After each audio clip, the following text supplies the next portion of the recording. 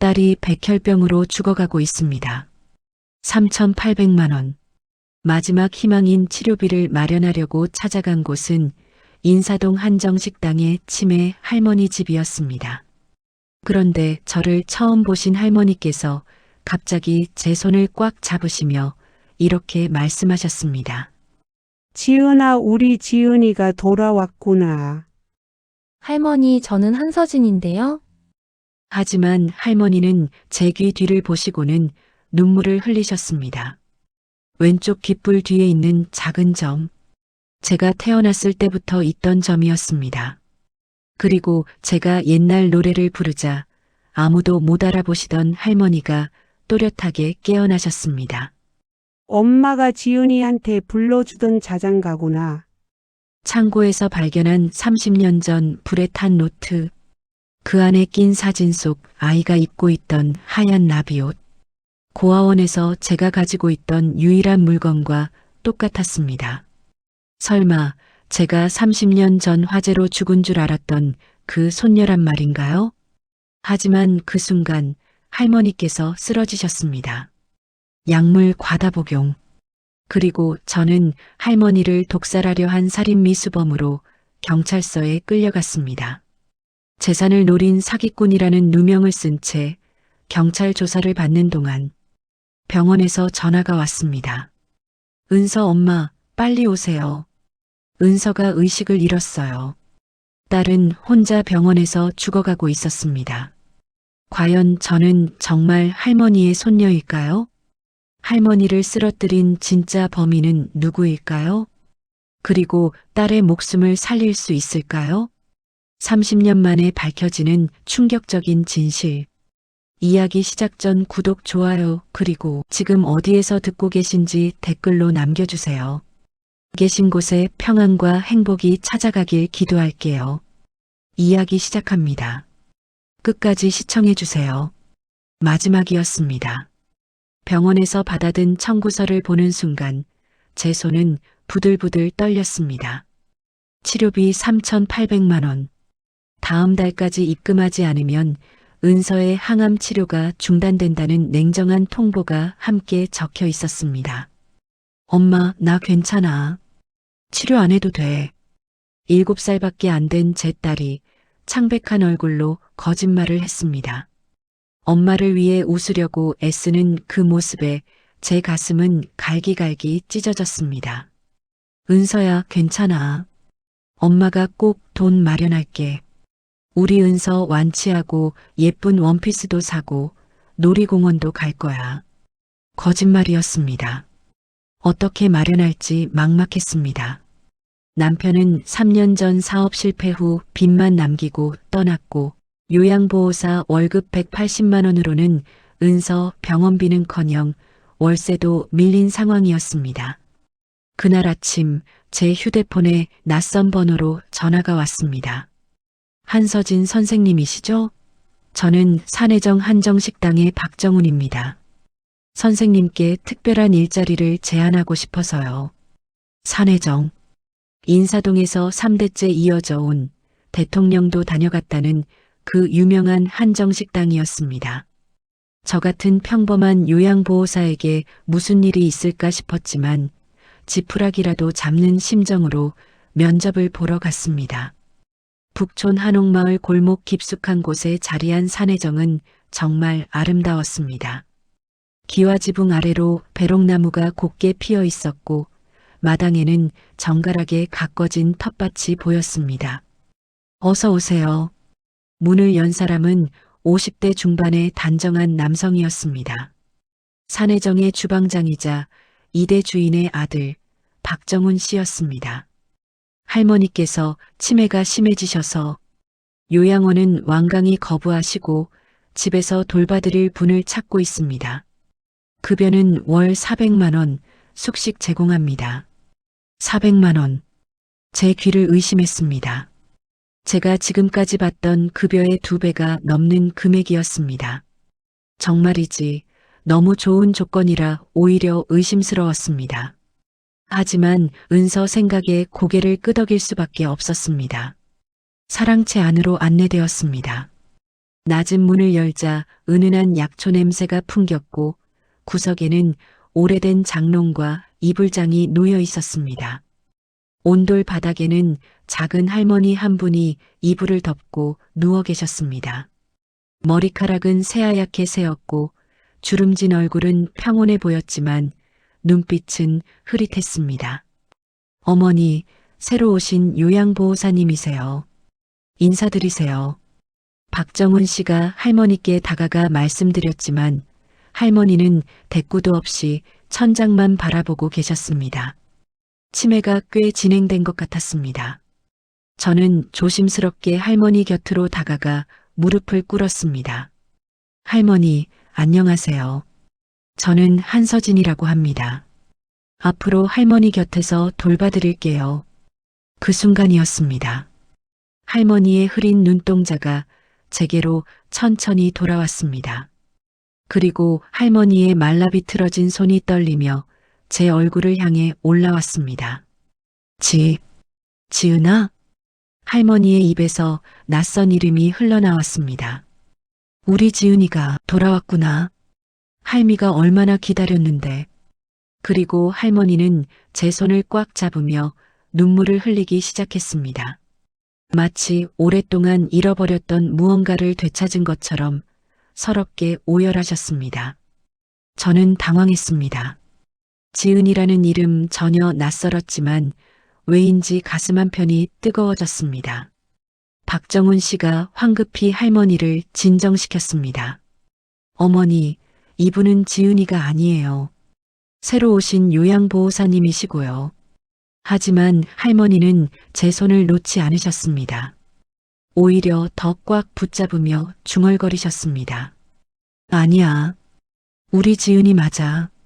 이 손, 이 따뜻한 손, 할미가 알아. 그날 저녁 박정훈 씨가 저를 본체로 불렀습니다. 넓은 대청마루에는 이미 몇 명이 모여 있었습니다. 50대 후반의 고운 한복을 입은 여성이 날카로운 눈빛으로 저를 훑어보았습니다. 산혜정 선대 주인의 동생, 큰 고모 박미선 씨였습니다.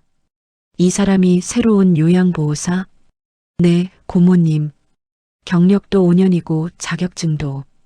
경력이 문제가 아니지. 정훈아, 너 정신 차려. 어머니가 치매 걸리신 지금이 얼마나 위험한 타이밍인데. 재산 문제도 정리 안 됐고 유언장도 없는 상황에서 외부인을 들이다니. 큰 고모의 말에 옆에 있던 사촌 오빠들도 고개를 끄덕였습니다. 정말이지 마치 제가 무슨 도둑이라도 되는 것처럼 의심하는 눈초리였습니다. 저는 그냥 할머니를 돌보러 온 거예요. 다른 의도는. 그래, 다들 그렇게 말하지. 하지만 요즘 세상에 선의만 믿고 살 순 없어. 특히나 우리 어머니가 가진 게 얼마인데. 큰 고모의 말에 제 얼굴이 화끈거렸습니다. 하지만 은서 생각에 꾹 참았습니다. 이 일자리만 있으면 3개월 안에 은서 치료비를 마련할 수 있었습니다. 그날 밤 사랑채로 돌아온 저는 잠들지 못하고 천장만 바라보았습니다. 지은이가 누구지? 왜 할머니는 나를 보고 그렇게 우셨을까? 창밖으로 가을바람이 쓸쓸하게 불어왔습니다. 마당의 배롱나무 잎이 바스락거리는 소리가 마치 30년 전 누군가의 이름을 부르는 것만 같았습니다. 산혜정에서 일한 지 일주일이 지났습니다. 매일 아침 할머니를 깨워 세수시키고 약을 드리고 식사를 돕는 일상이 반복되었습니다. 이상한 일이었습니다. 할머니는 아들인 박정훈 씨나 손자들의 얼굴도 제대로 알아보지 못하면서 유독 저만 보면 눈빛이 또렷해지셨습니다. 지은아, 오늘 뭐 먹고 싶어? 할머니, 저는 지은이가 아니에요. 서진이에요. 아니야, 넌 우리 지은이야. 할미가 알아. 이 손, 이 따뜻한 손. 할머니는 제 손을 꼭 잡으시며 놓지 않으셨습니다. 그럴 때마다 제 가슴 한편이 이상하게 뜨거워졌습니다. 왜 그런지 저도 알 수 없었습니다. 그날 오후 본체 주방에서 할머니 식사를 준비하고 있는데 큰 고모 박미선 씨가 들어오셨습니다. 뒤따라 사촌 2명도 함께였습니다. 어머니 식사는 내가 차리겠어. 당신은 나가 있어. 네. 하지만 할머니께서 제가 해드린 음식만. 그게 문제라는 거야. 당신이 뭘 넣는지 누가 알아? 어머니가 치매 걸리신 후로 약물 관리도 제대로 안 되고 있다고. 큰 고모의 말에 제 얼굴이 화끈거렸습니다. 정말이지 마치 제가 할머니께 해코지라도 하는 사람처럼 몰아가는 것 같았습니다. 고모님, 그건 오해세요. 저는 매일 약 복용 기록을 꼼꼼히. 기록? 누가 그걸 믿어? 요즘 세상에 돈 때문에 노인들 상대로 사기치는 요양보호사들이 얼마나 많은데. 그때 큰 사촌이 한마디 거들었습니다. 그러게 말입니다. 고모, 어머니가 저 여자만 보면 유난히 좋아하시잖아요. 뭔가 약이라도 타는 거 아닙니까? 아니, 그게 무슨 말씀이세요? 저는 그냥, 닥쳐. 내가 뭘 안다고 말댔구야. 우리 집안일에 외부인이 참견하지 마. 저는 입술을 꽉 깨물었습니다. 화가 났지만 참아야 했습니다. 은서 생각을 했습니다. 딸의 치료비를 위해서라면 이 정도 모욕쯤은 견딜 수 있었습니다. 그날 저녁 할머니께 저녁 식사를 대접하는데 할머니께서 갑자기 제 손을 잡으셨습니다. 지은아, 너 힘들지? 저 사람들이 너한테 못되게 구는 거 할미가 다 알아. 할머니, 미안하다. 할미가 정신이 오락가락해서 널 제대로 지켜주지 못해서. 할머니의 눈에서 눈물이 주르륵 흘러내렸습니다. 그 순간 제 마음도 무너져 내렸습니다. 치매에 걸려 가족도 알아보지 못하는 할머니가 유독 저에게만은 이렇게 따뜻하신 이유가 뭘까요? 밤이 되었습니다. 할머니를 재우고 사랑채로 돌아오는 길에 본체 대청마루에서 불빛이 새어나왔습니다. 목소리가 들렸습니다. 어머니 재산 문제를 이제 정리해야 해. 치매가 더 심해지기 전에. 큰 고모의 목소리였습니다. 고모 말이 맞아요. 산해정 건물만 해도 시세가 100억은 넘는다는데 유언장도 없고 이러다가 나중에 분쟁만 커지면. 그러니까 내가 변호사 선임해서 법적으로 처리하자는 거야. 어차피 어머니는 이제 판단 능력이 없으시니까 후견인 지정하고. 그런데 형님이 반대하실 텐데요. 정훈이? 그 사람은 원래 욕심이 없잖아. 요리나 하면서 살 사람이 무슨 재산 관리를 해. 내가 맡아서 제대로 굴려야지. 저는 숨을 죽이고 그 자리에 서 있었습니다. 가슴이 답답했습니다. 결국 이 집안 사람들도 할머니의 재산만 노리는 것일까요? 다음 날 아침 할머니께 아침 식사를 대접하는데 할머니께서 제 귀에 대고 작은 목소리로 속삭이셨습니다. 지은아, 창고에 가봐. 할미가 너한테 남겨둔 게 있어. 할머니, 무슨 말씀이세요? 쉿, 조용히 해. 저 사람들이 들으면 안 돼. 창고 구석에 빨간 보자기에 쌓인 거. 그게 내 거야. 할머니는 다시 멍한 표정으로 돌아가셨습니다. 마치 방금 전의 또렷함은 환상이었던 것처럼요. 저는 그날 오후 할머니가 낮잠을 주무시는 동안 조심스럽게 뒤뜰 창고로 향했습니다. 먼지가 수북이 쌓인 오래된 창고 안에는 낡은 가구들과 상자들이 가득했습니다. 구석진 곳, 시커멓게 그을린 나무 상자 위에 빨간 보자기가 덮여 있었습니다. 떨리는 손으로 보자기를 열었습니다. 그 안에는 불에 탄 흔적이 역력한 낡은 노트 한 권이 들어 있었습니다. 표지에는 손으로 쓴 글씨가 희미하게 남아 있었습니다. 사랑하는 지은이에게 할머니의 비밀 레시피. 제 손이 부들부들 떨렸습니다. 노트를 펼치자 할머니의 손글씨로 빼곡히 적힌 요리 레시피들이 나왔습니다.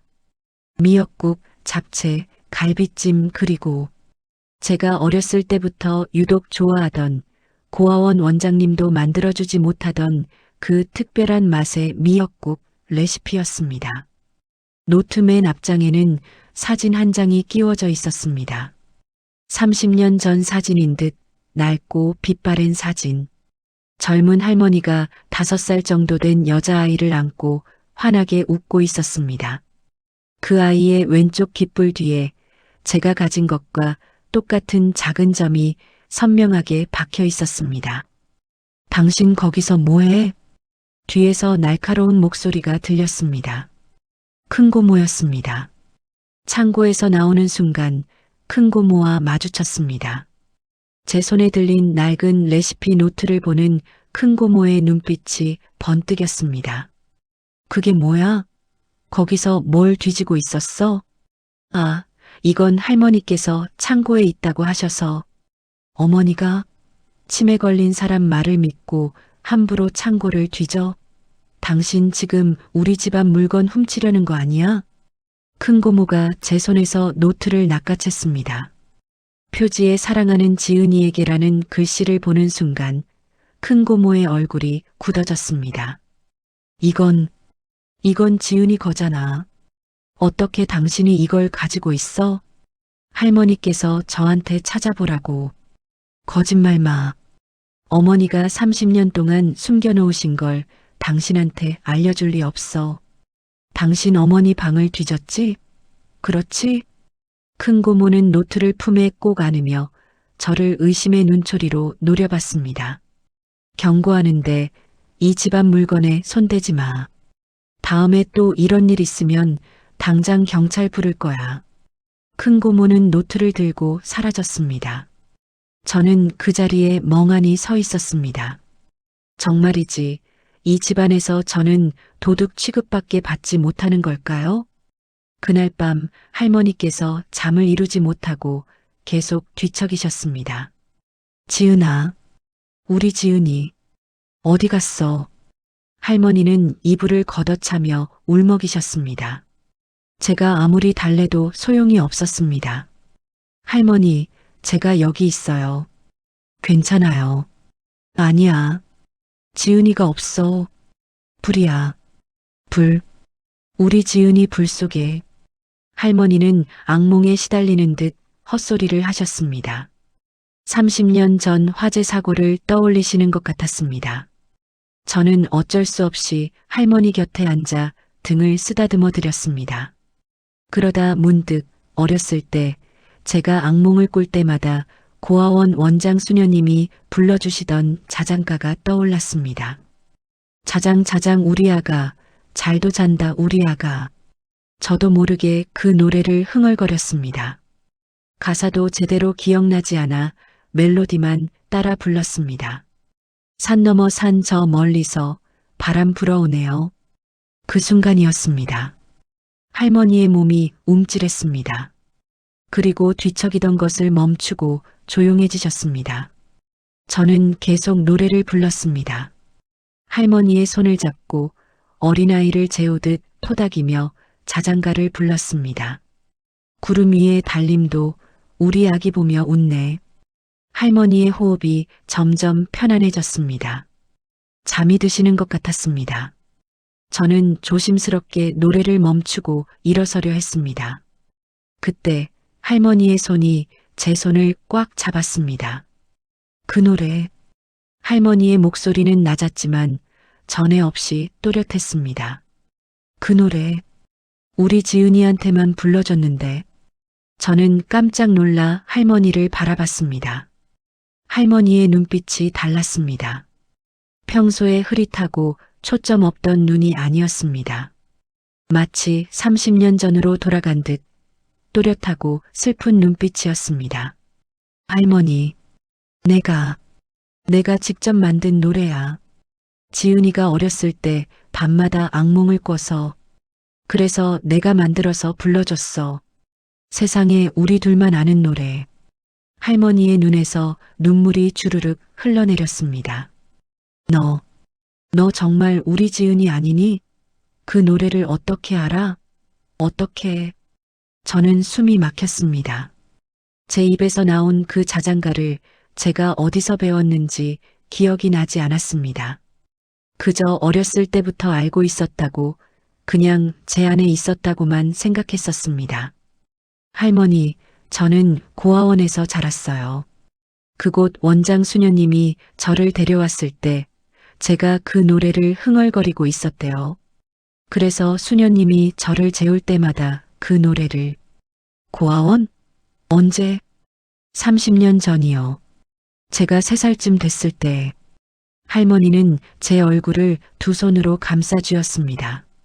떨리는 손으로 제 얼굴을 만지고 귀를 만지고 머리카락을 쓰다듬었습니다. 왼쪽 귀, 왼쪽 귓불 뒤에 점이 있니? 저는 고개를 끄덕였습니다. 제 왼쪽 귓불 뒤에는 작은 점이 하나 있었습니다. 어렸을 때부터 있었던 점이었습니다. 할머니의 손이 제 귀를 더듬더듬 더듬었습니다. 그리고 그 점을 만지는 순간 할머니는 목 놓아 울기 시작했습니다. 지은아, 우리 지은이, 정말 내가 돌아온 거야. 할머니, 무슨 말씀이세요? 저는 한서진이에요. 지은이가 아니라. 아니야, 넌 김지은이야. 30년 전 화재로 죽은 줄만 알았던 내 손녀. 너 태어났을 때부터 있던 그 점. 내가 매일 뽀뽀해주던 그 점. 틀림없어. 할머니는 저를 끌어안으며 서럽게 울었습니다. 그 따뜻한 품에서 저도 모르게 눈물이 흘러나왔습니다. 왜 우는지 알 수 없었습니다. 다만 이 할머니의 품이, 이 따뜻한 온기가 너무나 익숙하고 그리웠습니다. 밖에서 발소리가 들렸습니다. 누군가 다가오고 있었습니다. 할머니, 이 얘기는 아무한테도 하시면 안 돼요. 제발. 왜? 넌 내 손녀인데 왜 숨겨야 해? 지금은 때가 아니에요. 증거도 없고 아무도 믿지 않을 거예요. 오히려 제가 할머니를 이용한다고. 할머니는 제 말을 알아들으시는지 천천히 고개를 끄덕였습니다. 그리고 다시 흐릿한 눈빛으로 돌아가 이불을 덮으셨습니다. 문이 열리고 박정훈 씨가 들어왔습니다. 어머니 괜찮으세요? 밤에 우시는 소리가 들려서. 네, 악몽을 꾸셨나 봐요. 지금은 편히 주무시고 계세요. 박정훈 씨는 안심한 듯 고개를 끄덕이고 나갔습니다.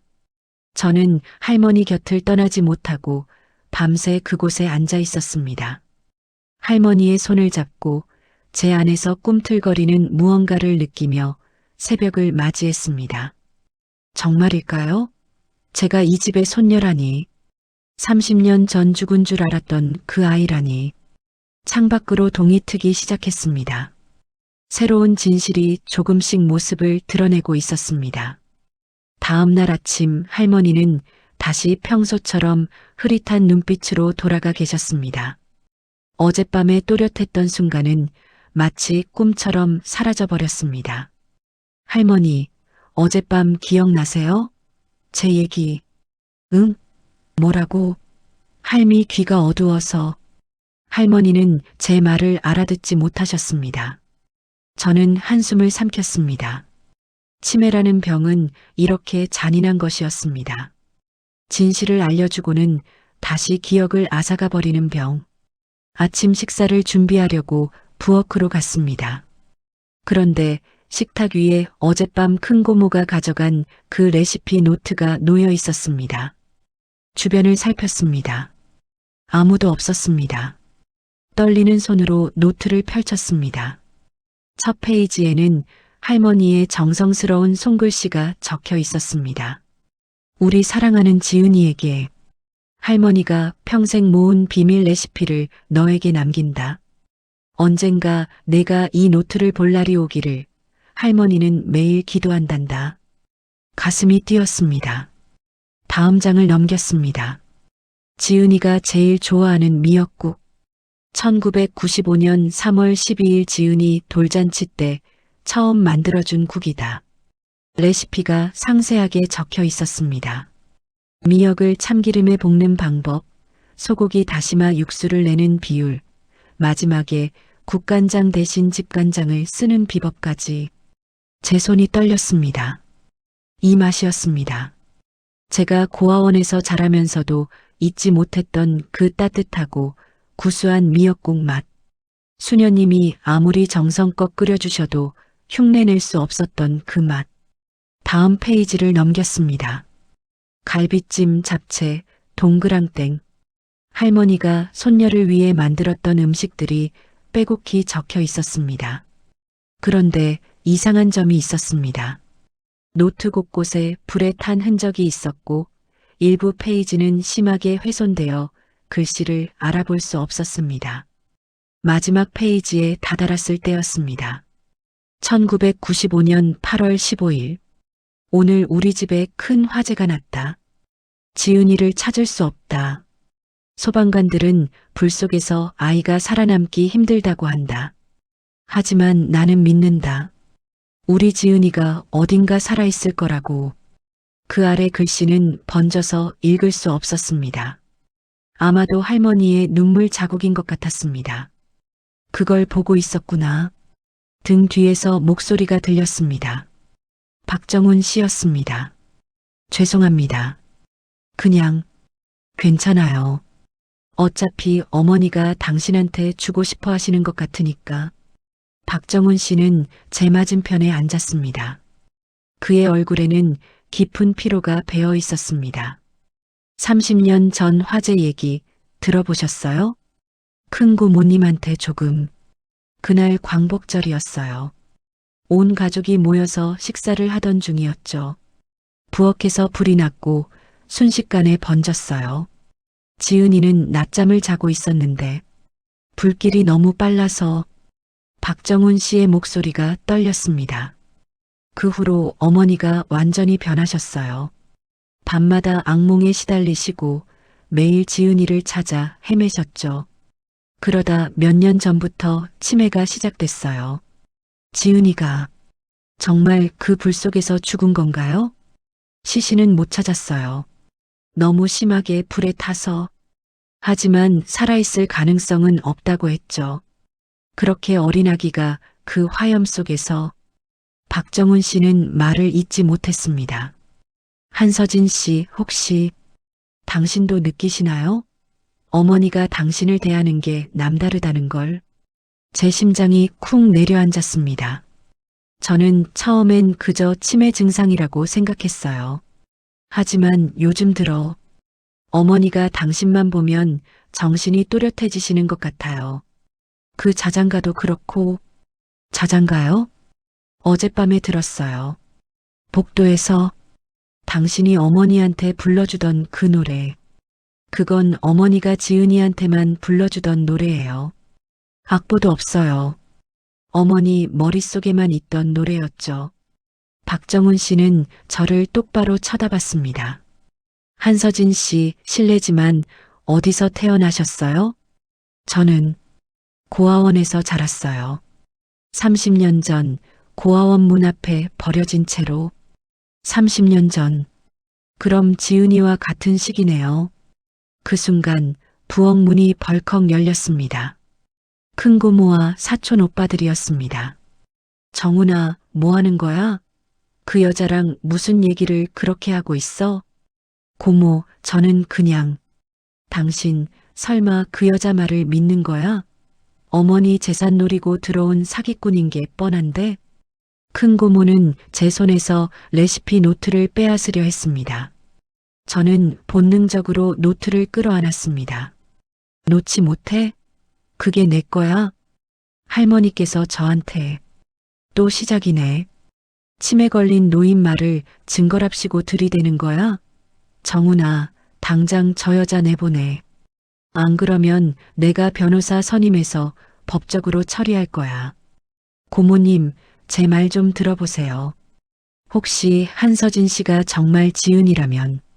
말도 안 되는 소리 하지 마. 지은이는 죽었어. 30년 전에. 이제 와서 누가 나타나서 죽은 아이 흉내를 낸다고 해서 믿을 것 같아? 큰 고모의 날카로운 목소리에 부엌 공기가 얼어붙었습니다. 그때 현관 쪽에서 전화벨이 울렸습니다. 박정훈 씨가 나가서 전화를 받았습니다. 잠시 후 박정훈 씨가 창백한 얼굴로 돌아왔습니다. 한서진 씨, 병원에서 연락 왔어요. 따님이 급하게 오시래요. 제 머릿속이 하얗게 변했습니다. 은서, 제 딸 은서에게 무슨 일이 생긴 걸까요? 지금 당장 가봐야 해요. 저는 노트를 던지듯 식탁에 놓고 뛰쳐나갔습니다. 뒤에서 큰 고모의 차가운 목소리가 들렸습니다. 봐, 결국 꼬리가 나오잖아. 애 핑계대고 돈 뜯어낼 속셈이었던 거야. 하지만 저는 아무것도 들리지 않았습니다. 오직 은서, 제 딸 생각뿐이었습니다. 택시를 타고 병원으로 달려가는 내내 제 손은 떨렸습니다. 은서, 우리 은서에게 무슨 일이 생긴 걸까요? 기사님, 더 빨리 갈 수 없나요? 제발. 손님, 이미 최대한 빨리 가고 있습니다. 조금만 참으세요. 휴대폰이 울렸습니다. 병원에서 온 문자였습니다. 은서 어머님, 환자 상태 급격히 악화되었습니다. 즉시 항암제 투여 필요하나 치료비 미납으로 진행 불가합니다. 보호자 즉시 내원 바랍니다. 치료비 3,800만 원. 저는 아직 한 달치 급여밖에 받지 못했습니다. 400만 원으로는 턱없이 부족했습니다. 병원에 도착했습니다. 중환자실 앞에는 담당 의사가 심각한 표정으로 서 있었습니다. 한서진 보호자님이시죠? 은서 상태가 많이 안 좋습니다. 백혈구 수치가 급격히 떨어져서 지금 당장 항암 치료를 시작하지 않으면 선생님 얼마나 급한데요? 오늘 안에 치료를 시작하지 못하면 위험합니다. 하지만 미납된 치료비 문제가 제가 마련하겠습니다. 얼마든지 마련할 테니까 제발 우리 은서부터 살려주세요. 의사는 난처한 표정을 지었습니다. 하지만 결국 고개를 끄덕였습니다. 오늘 저녁까지만 기다리겠습니다. 그때까지 치료비가 입금되지 않으면 은서를 다른 병원으로 전원 조치해야 합니다. 중환자실 유리창 너머로 은서가 보였습니다. 너무나 작고 가냘픈 제 딸이 수많은 선들에 연결된 채 누워 있었습니다. 은서야, 엄마가 왔어. 엄마가 꼭 널 살릴게. 유리창에 이마를 대고 눈물을 흘렸습니다. 어떻게 해야 할까요? 3,800만 원을 오늘 저녁까지 어떻게 마련한단 말입니까? 휴대폰이 또 울렸습니다. 이번에는 박정훈 씨였습니다. 한서진 씨, 따님 괜찮으세요? 아니요, 전혀 괜찮지 않아요. 오늘 안에 치료비를 내지 못하면 얼마나 필요하세요? 3,800만 원이요. 하지만 제가 어떻게 그 돈을 제가 보내드릴게요. 지금 당장. 저는 믿을 수 없었습니다. 정훈 씨, 왜 저한테 이렇게까지. 한서진 씨, 아니, 어쩌면 지은이일지도 모르는 당신을. 저는 믿고 싶어요. 어머니가 30년을 기다리신 그 아이일지도 모른다는 걸. 전화가 끊겼습니다. 잠시 후 병원 원무과에서 연락이 왔습니다. 치료비가 입금되었다고 했습니다. 저는 그 자리에 주저앉아 울었습니다. 고마움에 그리고 혼란스러움에 눈물이 멈추지 않았습니다. 1시간 후 은서의 응급치료가 시작되었습니다. 의사는 오늘 밤이 고비라고 했습니다. 저는 중환자실 밖 의자에 앉아 밤을 지새웠습니다. 그러다 새벽 3시쯤 휴대폰에 박정훈 씨에게서 문자가 왔습니다. 한서진 씨, 어머니 방에서 이걸 찾았습니다. 사진 첨부합니다. 사진을 열어봤습니다. 오래된 병원 진료 기록이었습니다. 환자명 김지은여, 생후 11개월 진료일 1995년 7월 20일. 화상치료. 왼쪽 어깨 2도 화상. 보호자 박옥순 조모. 다음 사진은 더 충격적이었습니다. 1995년 8월 16일자 신문 기사였습니다. 인사동 한정식당 화재로 1세 여아 실종. 김지은 양생 후 12개월 화재 현장에서 발견되지 않아 가족들 수색 중. 그 아래 작은 사진이 있었습니다. 젊은 할머니가 불에 탄 집터에서 오열하는 모습이었습니다. 마지막 사진은 제 심장을 먹게 만들었습니다. 고아원 입소 기록이었습니다. 입소아동 이름 미상여, 추정생 후 12개월 입소일 1995년 8월 17일. 발견 장소 서울역 근처. 특이사항 왼쪽 어깨에 화상 흔적. 왼쪽 귓불 뒤점 있음. 발견 당시 자장가 흥얼거림. 날짜가 일치했습니다. 화재 다음 날. 저는 떨리는 손으로 제 왼쪽 어깨를 더듬었습니다.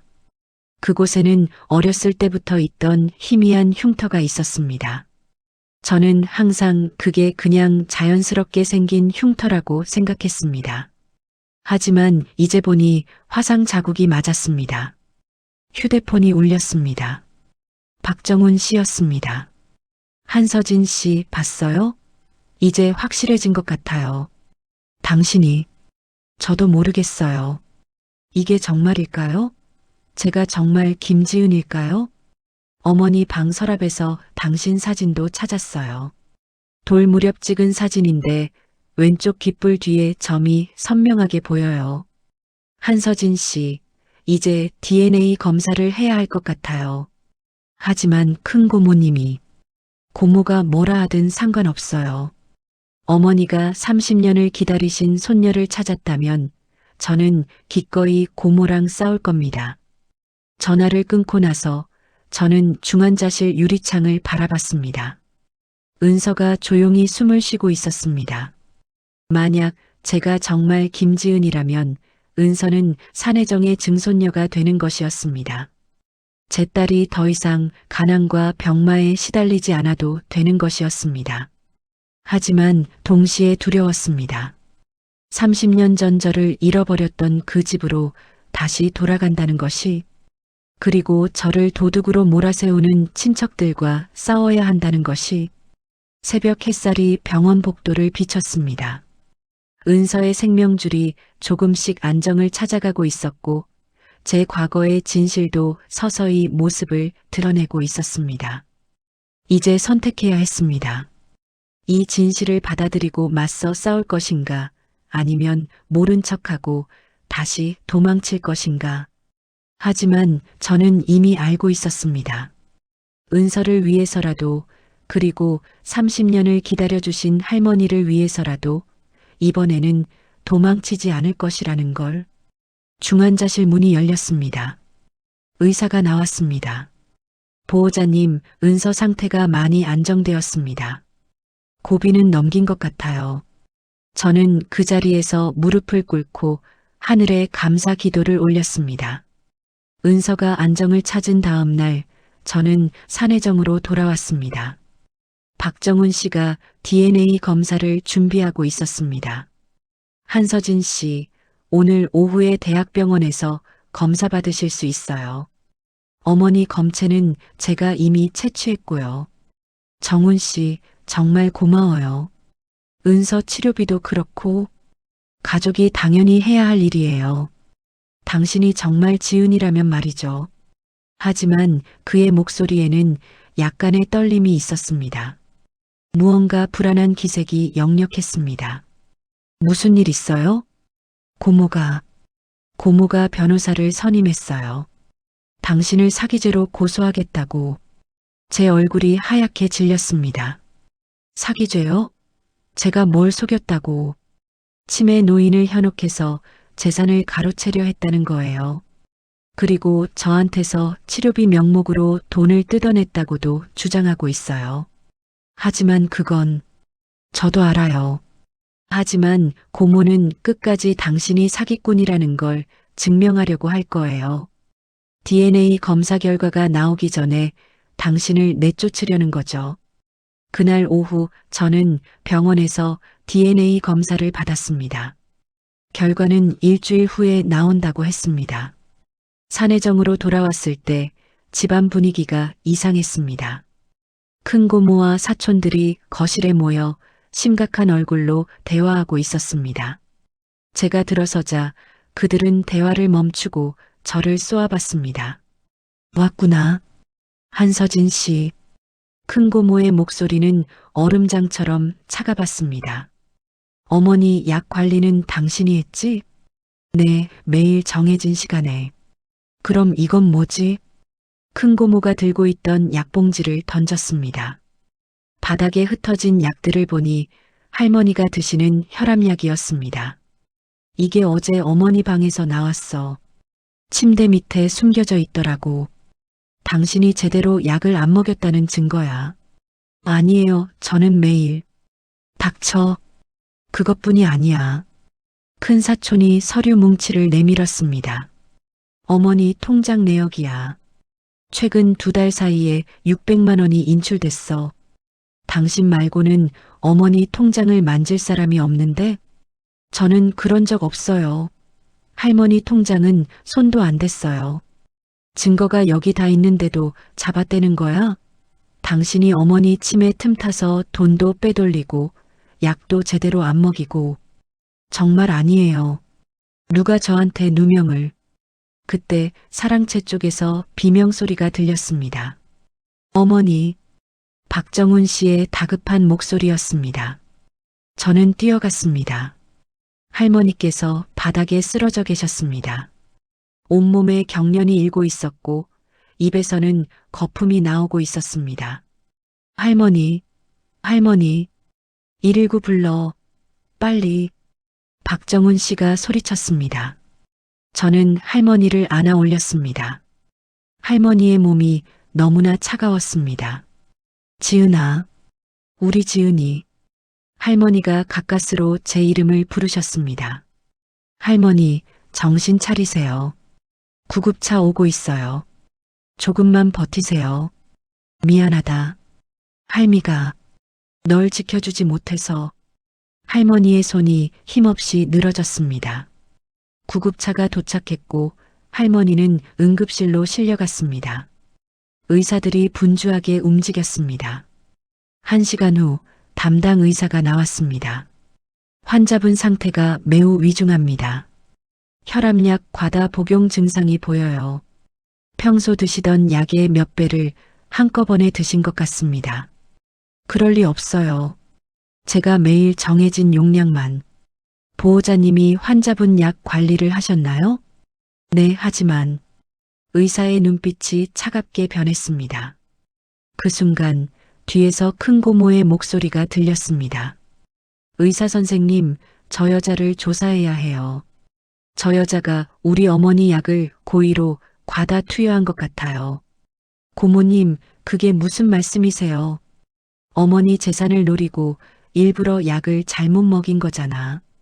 어머니가 돌아가시면 DNA 검사고 뭐고 다 소용없으니까. 정말 아니에요.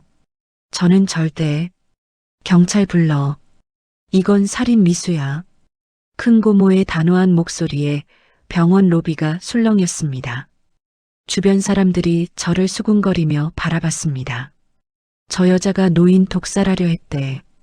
요즘 요양보호사들 조심해야 한다니까. 제 다리에 힘이 풀렸습니다. 이게 정말 현실일까요? 아침까지만 해도 할머니는 괜찮으셨는데 제가 은서 면회 다녀온 사이에 무슨 일이 벌어진 걸까요? 박정훈 씨가 제 앞을 막아섰습니다. 고모, 이건 너무 심하잖아요. 한서진 씨가 그럴 리 없어요. 정훈아, 넌 어째서 그렇게 순진하니? 이 여자가 우리 어머니한테 무슨 짓을 했는지 몰라. 한서진 씨가 아니라 지은이일 수도 있다니까요. 지은이는 죽었어. 30년 전에. 이제 그만 정신 차려.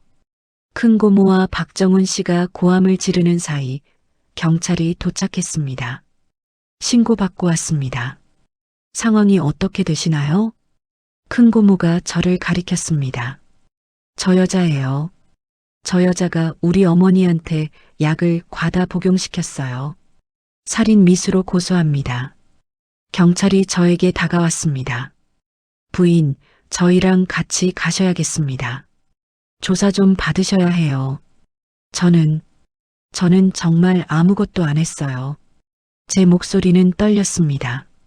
병원 복도의 형광등 불빛이 너무 차갑게 느껴졌습니다. 중환자실 유리창 너머로 할머니가 보였습니다. 수많은 선에 연결된 채 의식 없이 누워 계신 할머니. 제가 30년 만에 찾은 진짜 가족. 할머니, 제발 깨어나세요. 제가 정말 지은이라는 걸, 제가 할머니 손녀라는 걸 증명할 수 있게. 하지만 할머니는 대답이 없으셨습니다. 경찰이 제 팔을 잡았습니다. 저는 고개를 떨구고 경찰을 따라 병원을 나섰습니다. 뒤에서 큰 고모의 차가운 목소리가 들렸습니다. 이제 끝이야. DNA 검사 따위 필요 없어. 저 여자는 감옥에 갈 테니까. 경찰서 조사실은 차갑고 좁았습니다. 형광등 불빛 아래서 저는 몇 시간째 같은 질문을 받고 있었습니다. 다시 한번 물어보겠습니다. 박옥순 씨의 약을 당신이 관리했습니까? 네, 하지만 정해진 용량만 드렸어요. 절대 과다 복용시키지 않았습니다. 그런데 환자의 혈액에서 정상 수치의 5배에 달하는 혈압약 성분이 검출됐습니다. 이걸 어떻게 설명하시겠습니까? 저는 대답할 수 없었습니다. 정말이지 저도 알 수 없었습니다. 분명 매일 정해진 용량만 드렸는데 어떻게 이런 일이 생긴 걸까요? 한서진 씨, 솔직하게 말씀하세요. 피해자의 재산을 노리고 일부러. 아니에요. 저는 할머니를 정말 소중하게 생각해요. 제가 왜 할머니를 해치겠어요? 그때 조사실 문이 열렸습니다. 박정훈 씨가 헐레벌떡 뛰어들어왔습니다. 형사님, 잠깐만요. 이거 봐주세요. 박정훈 씨는 노트북을 펼쳤습니다. 화면에는 CCTV 영상이 재생되고 있었습니다. 이건 우리 집 복도 CCTV예요. 어제 낮 2시 한서진 씨가 은서 면회관 사이에 찍힌 거예요. 영상 속에는 큰 사촌 오빠가 할머니 방으로 들어가는 모습이 보였습니다. 20분 후 나올 때는 무언가를 주머니에 넣는 동작이 포착되었습니다. 이게 무슨 의미죠? 집에 돌아가서 형 방을 뒤져봤어요. 그랬더니 이게 나왔습니다. 박정훈 씨가 증거 봉투를 꺼냈습니다. 안에는 할머니의 혈압약 통이 들어 있었고 절반 이상이 비어 있었습니다. 형이 어머니 약을 몰래 과다 투여한 거예요. 한서진 씨를 범인으로 몰기 위해서. 형사의 표정이 바뀌었습니다. 지금 당신 친척이 보험 사기를 공모했다는 얘기입니까? 재산 때문이에요. 형과 고모는 어머니가 돌아가시면 유산을 상속받을 수 있어요. 하지만 만약 한서진 씨가 정말 지은이라면 유산은 모두 지은이한테 가게 되죠. 저는 믿을 수 없었습니다. 설마 자기 친어머니를 재산 때문에? 더 있어요. 박정훈 씨가 또 다른 서류를 꺼냈습니다. 형 통장 내역이에요. 최근 3개월간 불법 도박 사이트에 8천만 원을 날렸어요. 빚이 2억 넘게 쌓였고요. 그래서 급하게 어머니 재산이 필요했던 거예요. 형사가 무전기를 들었습니다. 지금 즉시 박철민 씨 체포해. 존속살인 미수 혐의다. 저는 그 자리에서 무너져 내렸습니다. 안도감과 분노, 그리고 슬픔이 한꺼번에 밀려왔습니다. 한서진 씨, 일단 귀가하셔도 됩니다. 수사 결과 당신에게는 혐의가 없는 것으로 판단됩니다. 박정훈 씨가 저를 부축해서 일으켰습니다. 미안해요. 우리 가족 때문에. 아니에요. 정훈 씨가 아니었으면 저는 병원 가요. 어머니가 의식을 찾으셨대요. 제 심장이 쿵 뛰었습니다. 병원으로 달려갔습니다. 중환자실 앞에는 의사가 기다리고 있었습니다. 보호자님, 환자분이 깨어나셨습니다. 다행히 빠른 응급 처치로 큰 위험은 넘겼어요. 중환자실 문을 열고 들어갔습니다. 할머니께서 침대에 반쯤 기댄 채 앉아 계셨습니다. 할머니, 할머니의 눈빛이 저를 향했습니다. 흐릿하지 않았습니다. 너무나 또렷하고 맑은 눈빛이었습니다. 지은아, 우리 지은이 맞지? 할머니, 정신 차리셨어요? 응. 할미가 정신이 돌아왔어. 죽을 뻔하니까 머릿속이 확 깨끗해지더라. 할머니는 제 손을 꼭 잡으셨습니다. 미안하다. 할미가 너를 지켜주지 못해서 저 나쁜 놈들이 너를. 괜찮아요, 할머니. 이제 다 밝혀졌어요. 그때 문이 열리고 의사가 서류를 들고 들어왔습니다. 박옥순 환자분 보호자님, DNA 검사 결과 나왔습니다. 제 온몸이 굳어졌습니다. 박정훈 씨도 긴장한 표정이었습니다. 검사 결과 한서진 씨와 박옥순 씨는 생물학적으로 조성 관계가 확실합니다. 일치율 99.99%입니다. 할머니가 소리내어 울기 시작했습니다. 지은아, 정말 내가 맞구나. 30년을 기다렸어. 할미가 매일 밤 기도했어. 우리 지은이가 어딘가 살아있을 거라고. 저도 눈물이 멈추지 않았습니다. 할머니, 저 여기 있어요. 이제 안 떠나요. 평생 할머니 곁에 있을게요. 30년 동안 얼마나 힘들었니? 혼자 고아원에서 자라고 못된 남편 만나서 고생하고. 괜찮아요. 이제 할머니 찾았으니까 다 괜찮아요. 박정훈 씨도 울먹이며 다가왔습니다. 지은아, 삼촌이야. 너 기억 안 나니? 너 어렸을 때 삼촌이 업고 다녔잖아. 저는 고개를 저었습니다. 기억이 나지 않았습니다. 너무 어렸을 때 헤어져서 미안해. 그때 내가 좀 더 잘 지켰으면. 화재 났을 때 내가 내 곁에 있었으면. 삼촌 잘못 아니에요.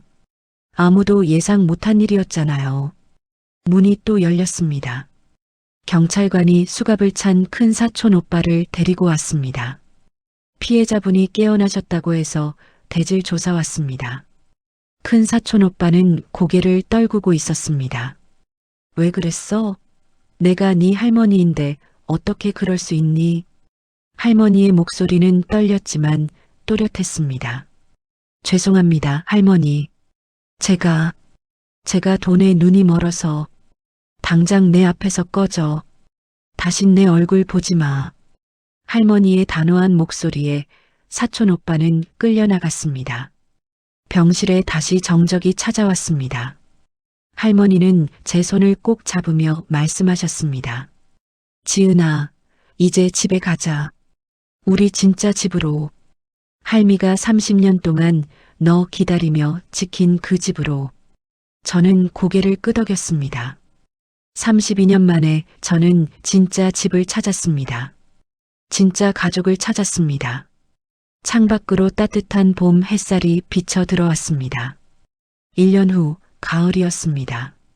산해정 마당에는 빨갛게 익은 감이 주렁주렁 매달려 있었고 배롱나무 아래에서는 아이의 웃음소리가 들렸습니다. 증조할머니, 이거 봐요. 제가 도토리 주었어요. 8살이 된 은서가 할머니께 도토리를 보여드렸습니다. 볼이 통통하게 오른 은서의 얼굴에는 건강한 홍조가 돌았습니다. 우리 강아지 잘했네. 그걸로 도토리 묵을 만들어 볼까? 네. 할머니 레시피대로요. 할머니는 마당 평상에 앉아 은서를 바라보며 흐뭇하게 웃으셨습니다. 1년 전 생사의 고비를 넘긴 후 할머니의 치매 증상은 놀랍게도 많이 호전되었습니다. 의사들도 신기해할 정도였습니다. 손녀를 되찾은 기쁨이 명약이었던 것 같아요. 의사의 말처럼 할머니는 저를 되찾은 후 하루하루 건강을 회복하셨습니다. 저는 주방에서 점심 준비를 하고 있었습니다. 식탁 위에는 그 낡은 레시피 노트가 펼쳐져 있었습니다. 오늘은 할머니가 가장 좋아하시는 갈비찜을 만들 차례였습니다. 엄마 도와줄까? 은서가 뛰어들어왔습니다. 그럼 은서가 당근 씻어줄래? 네. 은서는 작은 손으로 정성스럽게 당근을 씻었습니다. 1년 전만 해도 병원 침대에 누워 링거를 맞던 아이가 이제는 이렇게 건강하게 뛰어다니고 있었습니다. 엄마, 나 이제 완전히 나은 거지? 응, 의사 선생님이 완치 판정 내리셨잖아. 우리 은서 이제 아프지 않아. 다행이다. 엄마가 울지 않아도 돼서. 은서의 말에 제 가슴이 뭉클했습니다. 얼마나 많은 밤을 제가 몰래 울었는지 이 작은 아이가 다 알고 있었던 것입니다. 이제 안 울어. 우리 행복한 일만 남았으니까.